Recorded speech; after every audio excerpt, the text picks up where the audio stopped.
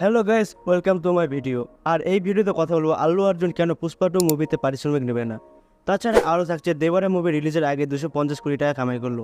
এই সবই বলবো এই ভিডিওতে, তো ভিডিও স্কিপ না করে শেষ পর্যন্ত দেখো।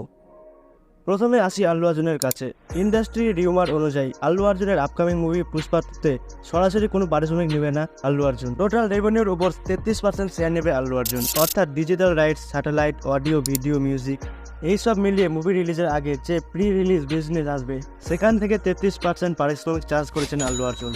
যদি এমনটা হয় তাহলে এই ডিল অনুসারে টোটাল প্রি বিজনেসে 70 কোটি টাকা হলে 231 কোটি টাকা পারিশ্রমিক পাবেন আল্লু অর্জুন, এবং 800 বা 1000 কোটি টাকা হলে 264 না হলে 330 কোটি টাকা পারিশ্রমিক পাবে। এটা হলে ইন্ডিয়ার একক সিনেমার রেকর্ড স্যালারি পাবেন আল্লু অর্জুন।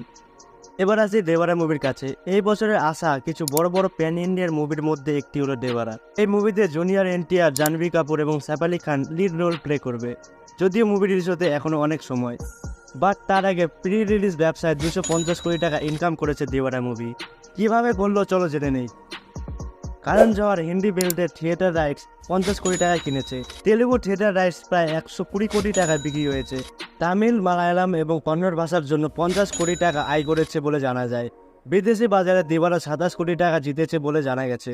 সুতরাং সব মিলিয়ে প্রি রিলিজের আগে এই মুভি 247 কোটি টাকা ইনকাম করেছে। আর বলে রাখি, এই মুভি দুটি পার্টে রিলিজ হবে। দেওয়ারা মুভির ফার্স্ট পার্টি রিলিজ হবে 10 অক্টোবর 2024-এ। তোমরা কোন মুভি দেখার জন্য এক্সাইটেড অবশ্যই কমেন্ট করে জানাও, পুষ্পা না দেওয়ারা।